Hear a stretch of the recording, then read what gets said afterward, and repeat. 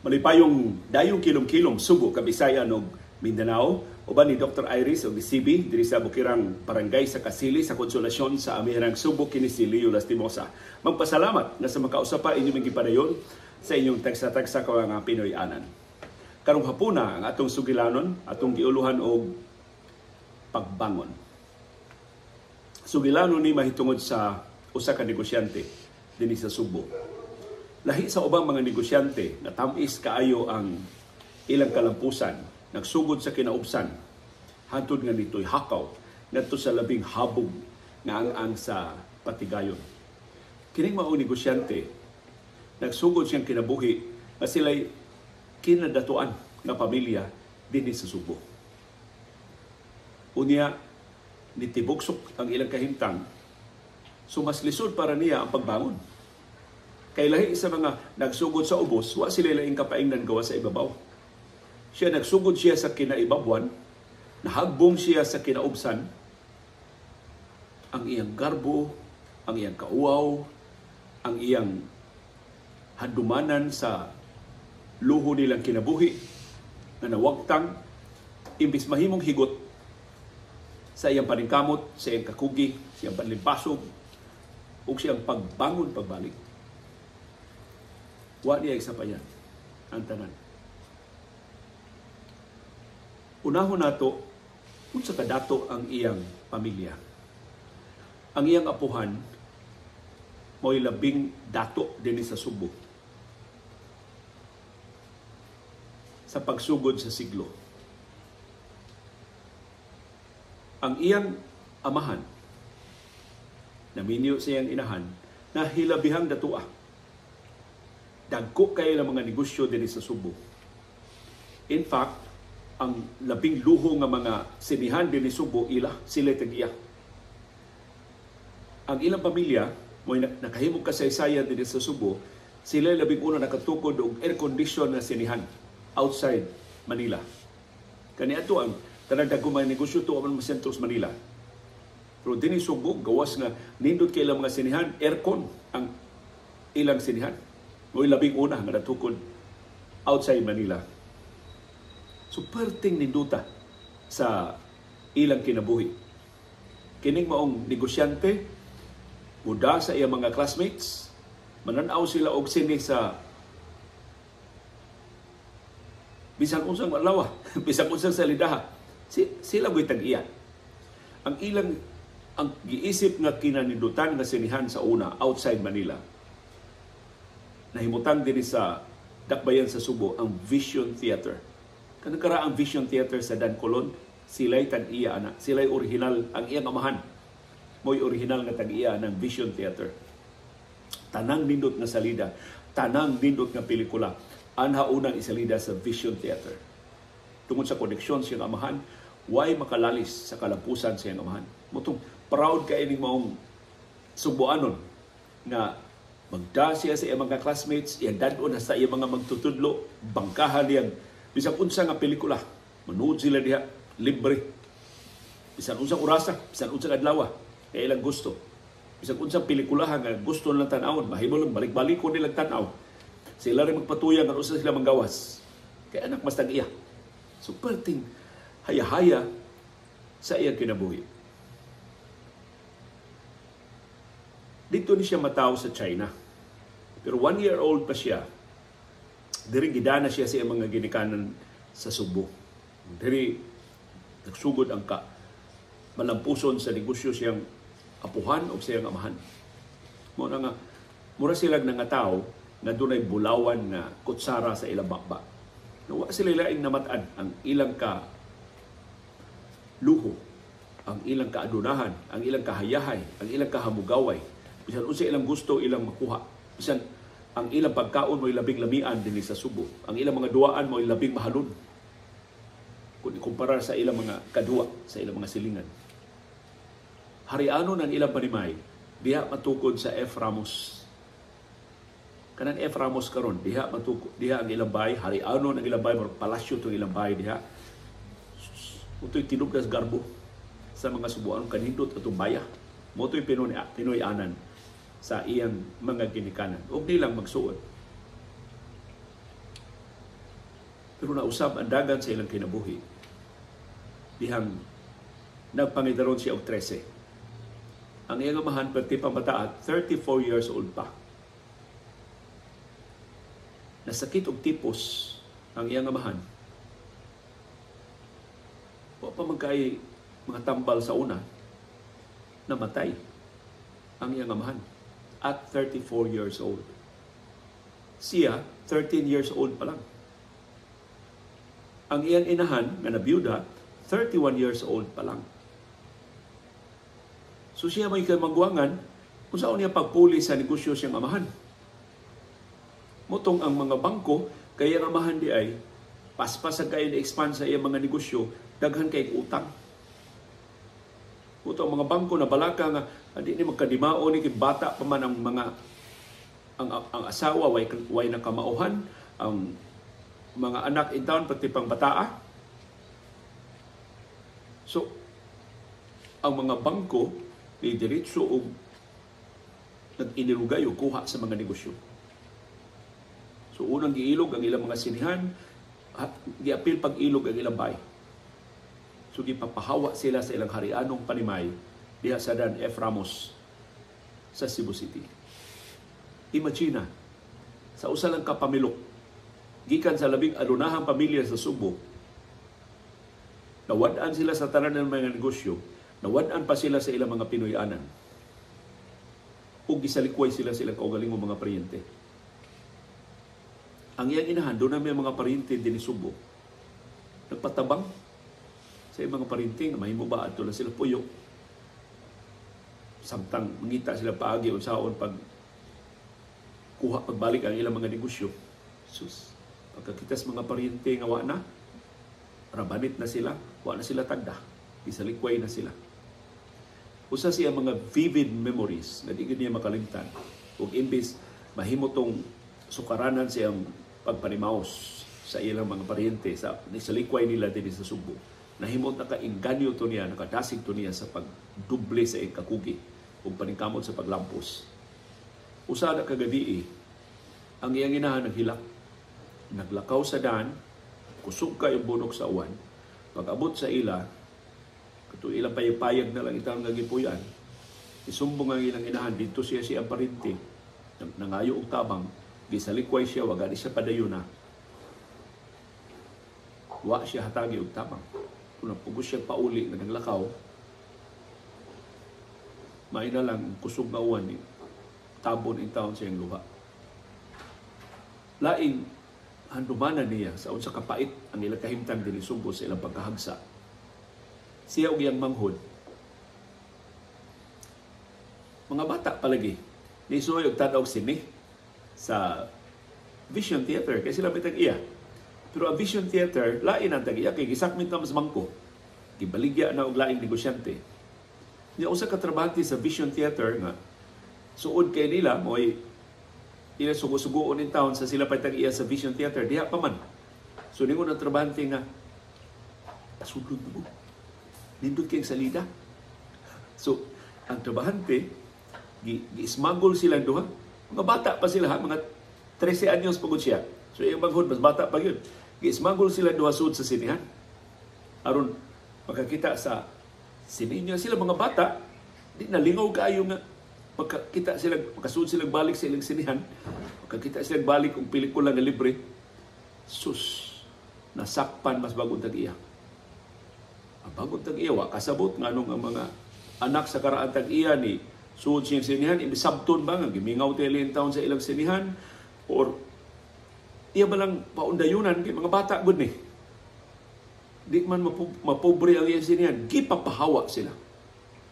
O kadtong trabahante nga nitabang nila gikasab-an pag-ayo ug gipinahan ang tanang mga trabahante kining naunga ini mga bataa ayaw na ninyo pasudla.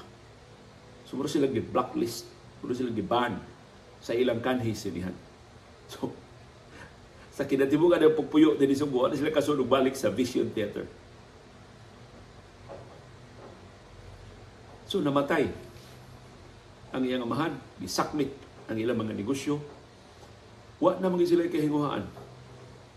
Ang ilang mama, maglungag na lang itaw og mani. Kunya ilang ibaligya niya sa Colon sa bambahin sa Cebu City ang linungag nga mani sa ilang mama. Kuyog pa niya yung manghod. Di man yun muda, gamay ra man yun kaya ilang kita.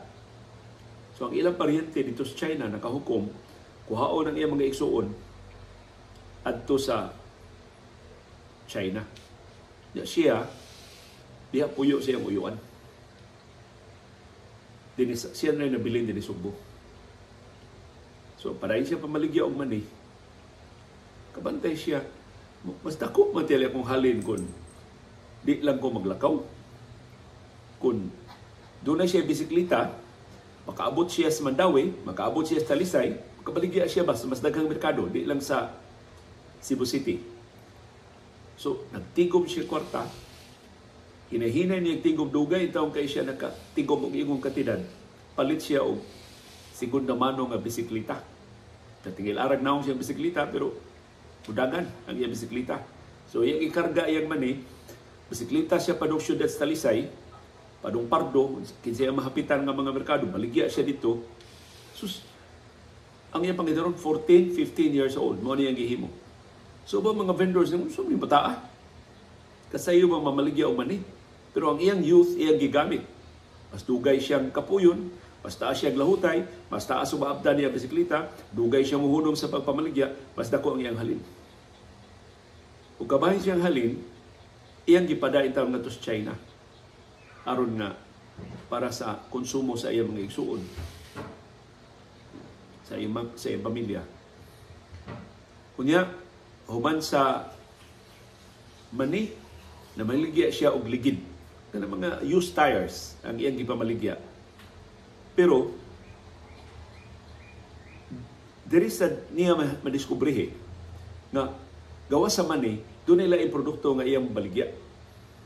Iyang nabantayan sa una, ang mga kape, gibaligya isip garapon.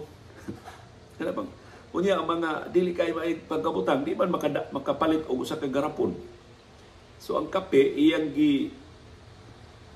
palit siya usa ka garapon nga kape, iyang gibutang og plastic nga ang kape, iyang gipamaligya sa carbon.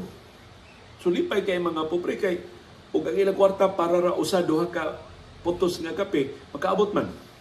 So atin makakutaw sila og kape. Dili sa tibok kada dili kada adlaw pero sa pila ka adlaw lang maabot sa ilang kwarta.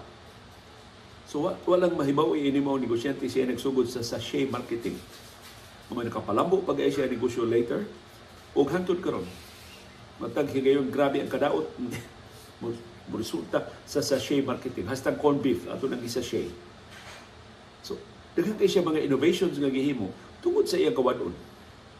Pero imagine sugod siyang ipertin niya na to. Doon na siya buot. 13 years old na biya siya namatay ang iyang amahan.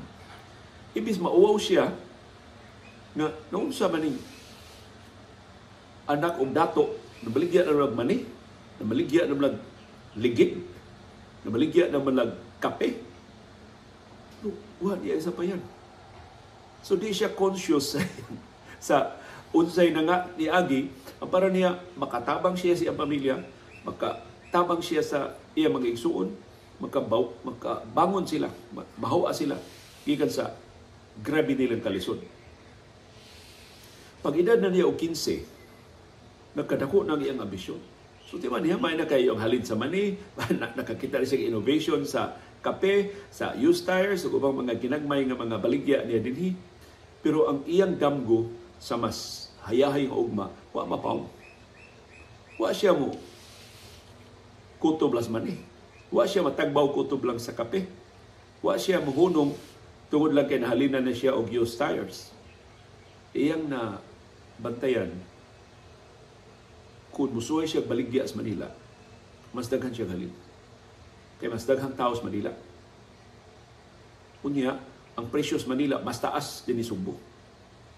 So, ang iyang baligya din ni Subo, kung makakita ay siya paagi, makaabot siya sa Manila, tiyaling mas mura ko pag yun ang iyang kita. So, sang yan ang kitaan, batil. Ito gagmay kay mga barkong kahoy. Doon ay batil, nga mularga din ni Subo, pero dili mo dunggo sa Manila. At dunggo sa Pangasinan. So, gisuya niya, sakay. Iyang gida, iyang mga baligya, Dili Subo, sakay siya batil, sus, kung dili ko no dagko abound, maabot og 5 kaadlaw o 6 kaadlaw to nas Pangasinan. Pero bati ko no kay kahimtang sa panahon, unya daghang kay hapit-hapit kay katong batil wa man tuy klaro nga destinasyon, mo hapit-hapit man tong mga pantalan. Maabtan og hangtod 3 ka semana ang iyang biyahe. Pero batak man siya, batanon man siya, lahutay siya. So pag dunggo niya Pangasinan, iyan na siyang gikarga og truck. Ngita na siyang truck nga mukarga og mga baligya. Apil siya, sakay siya sa truck, o pala iya baligya, abot siya Manila. So dito sa Manila, gibaligya niya, gikuninitan. Ang iyang baligya, ni barato man kayo ang iyang presyo. Ang presyo masumbo. Mo yung gipahamdan dito sa Manila. So, hurot na iyang baligya dito sa Manila, ibig mo balik siya Subo maghayon, magdana siya ang ginansya, ang iyang halin, iyang gipamalit ang mga butang sa Manila, ngawa din ni Subo. Thinking ako, usubay naman na siya gruta, mamaligya na siya din ni Subo o mga butang gikas Manila. Tuod man, sakay na siya truck pa doon Pangasinan, sakay na siya batil gikas Pangasinan, balik din sa Subo, ang gikuninita na siya niya baligya din ni Subo. Kay exclusive ba niya baligya, wa may lain na baligya. Wa may lain na kahuna-huna na mangumpra dito sa Manila o ibaligya din ni Subo. Susunod niya balik, ngita na siya sila yung mga baligya din sa Subo, naka-idea naman siya o siya mga baligya din ni Subo ngawa sa Manila. Kahibaw na siya o siya presyo dito sa mga competitions sa Manila. So nakakita na siya din o mga suppliers na mas barato ang presyo, daa siyang mas daghan, basta kadugayan, siya nang ipakyaw sa tibok batil. Tibok barko, iyan ang kargamento. Tibok truck, di kas Pangasinan, padung Manila, iyan na lang kargamento, may karga. Pag-abos Manila, halin na yun ang iya baligya. Mas daghan pag siyang mapalit. Tibok truck na sa gikas Manila, padung Pangasinan, tibok batil na sa gikas Pangasinan, balik din sa Subo. Dito magsugod ang iyang pagka-trader. Mamuha siyang mga butang din ni Subo, mamalit siyang mga butang gika mga suppliers din ni Subo, iyang ibaligya for profit. Doon na siya tubo dito sa Manila. So, sa ngadto-ngadto, ni arang-arang na nilang kaimtang, nakadako na ang iyang padangat to sa China, sa iyong mga igsuon, sa umang mga sakop sa iyong pamilya. Hangtod na nakadeside sila, arang-arang naman diya itong pagkabutang, niya kaya po siya magbase Subo, ha? Gipabalik na niya, naman na ipabalik iyang mga igsuon. Para nga imbis siya usa magliho, naman siya mga manghod, mutabang na di duble, triple, dugangan pag ang ilang kita. So, inahina-hina yung balik yung mga igsuon din ni Subo. Hangtod nga, ni samot yung kadako. Dili ko dako, pero hayahay na. Na sila'y bay, dili na yung taon sila magpakiluoy sa ilang mga paryente. Nakabayad ni siya utang sa iyang uyuan. Hangtod, wak maging siya katagbawan. So, I think common sa mga negosyante, mula po sila sa kanegosyo, mumubuon sila sa mas dagko pang negosyo. Mumubuon sila sa mas dagko pa yun ng mga negosyo. So, ay hunong. Kaya kung mahunong ka, asa magkapunita. So, kini siya, observan kayo. Daghan kayo mga business ideas, gawa mahuna-huna sa mga contemporaries, na siya mo makakita. Ang iya ragyong tanawon, unsa may gikaon sa mga tao, unsa may gikonsumo sa mga tao, unsa gipamaligya sa mga tao, unsa man ko pagsuod sa supply chain. Mahimo ba ko musuod? Kanang ilang ganahan kanon, kanang ilang ganahan nga paliton, makuha ba na nako at lesser cost, makuha ba na nako, mabaligya ba na nako mas ubos nga presyo, aron nga ari sila mo palit nako. So mo na iya ang pagsubay lang sa supply chain, mura ba og reverse engineering. Unsay gikonsumo, unsay gipalit, unsay gikahinaman sa mga tao, iya pagitag pagi unsaon makasalot siya sa binayluay, sa kwarta o sa produkto. Usa siya nakitaan negosyo sa cornstarch. Iyan tanaw kining cornstarch, daghan kay produkto mahimo ani. Daghan kay mga pagkaon nga mahimo ani. Mahimo siyang raw material sa daghan kay nga mga mahimo siyang sangkap sa daghan kay nga mga finished products. So mambisyon siya ang cornstarch. Pero cornstarch Di man mahimong usa ka libo riyan puhunan. Di man mahimong 10,000 riyan puhunan. Di man mahimong 50,000 riyan puhunan. Pinakudako naman ang puhunan sa cornstarch. Kinahanglan na siya galingan, kinahanglan na siya og bodega, kinahanglan na siya og pabrika, kinahanglan na siya og mga makina. So iyang kwenta-kwenta, kinahanglan siya tunga sa milyon ka pesos. 500,000 pesos ang iyang gikinahanglan. So, wa man siya kwarta, nuktok siya sa mga bangko. Hangyo siya sa mga bangko, pautanga ko ninyo, tukod ko aning akong pabrika sa cornstarch. Dakan kay ko mga produkto na hunahunaan mo, lambo dyan ako negosyo, makabayad dyan ko ninyo.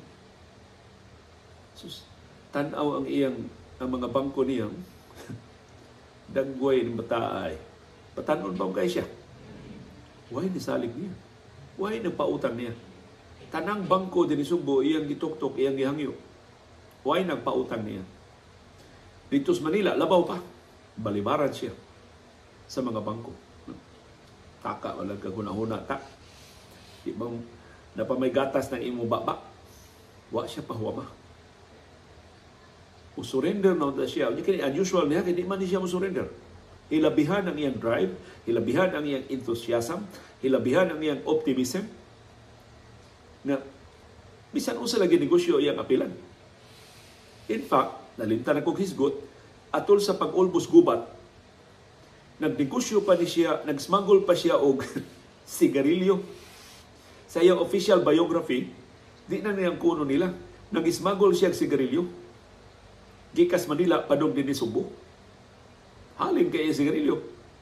O diya, ang mga Hapones, wa mo sita niya kay bata man siya. Kids mo expect bata na smuggler. Ang iyang mga produkto nga pinalit dito sa Manila sa iyang pasukipan og sigarilyo nga smuggle. Ang mamalit ko siya sigarilyo, mga Amerikanong sundao. Apil kailan ang mga Amerikanong sundao. May nagkakwarta atong higayo na.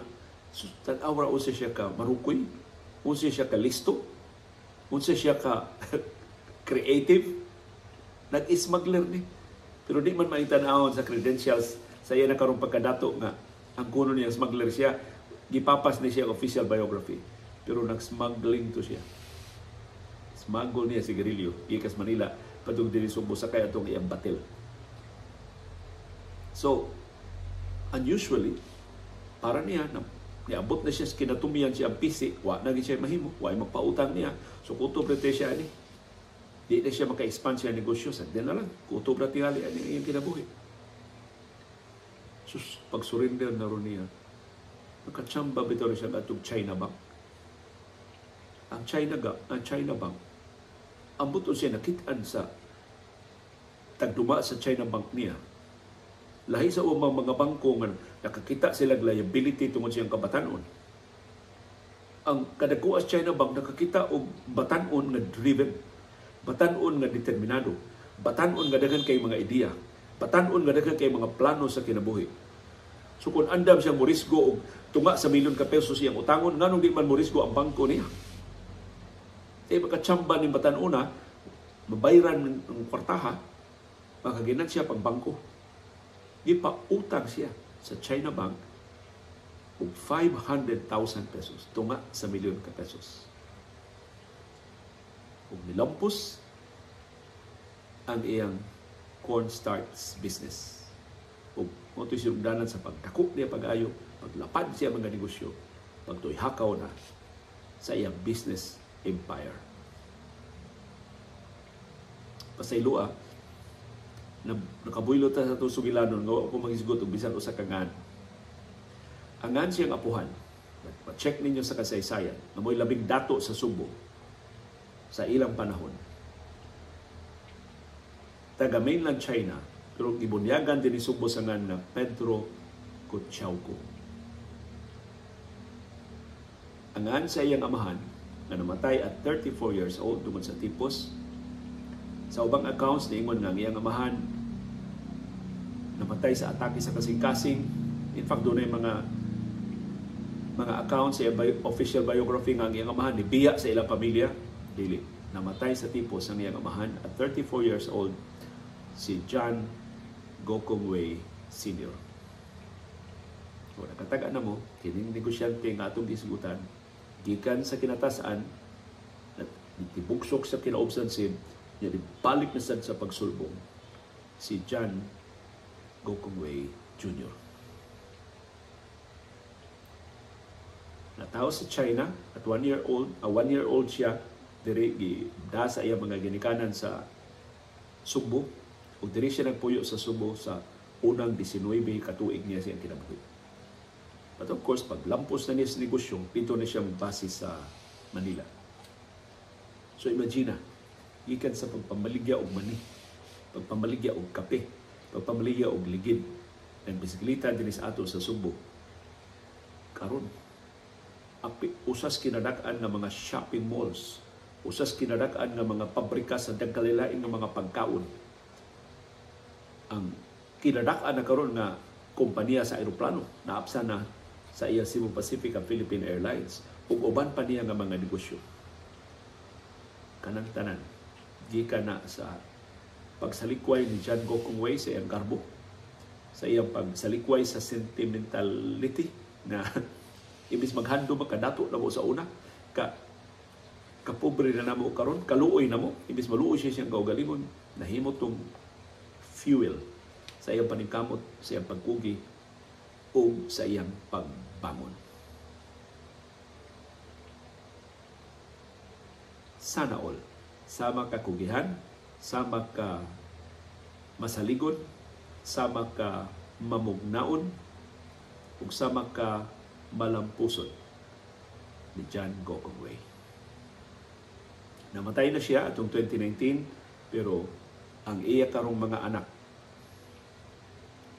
apil na ni si Lance Gokongwei o si Robina, maoy mas dipalapad pa sa iya mga negosyo din sa Subo, dito sa Manila, sa babahin sa Pilipinas o sa ubang kanasuran sa kalibutan.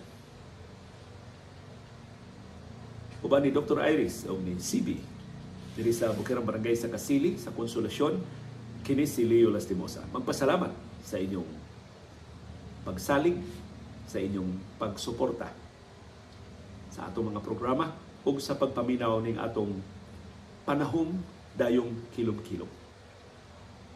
Thank you very much, CB Girl.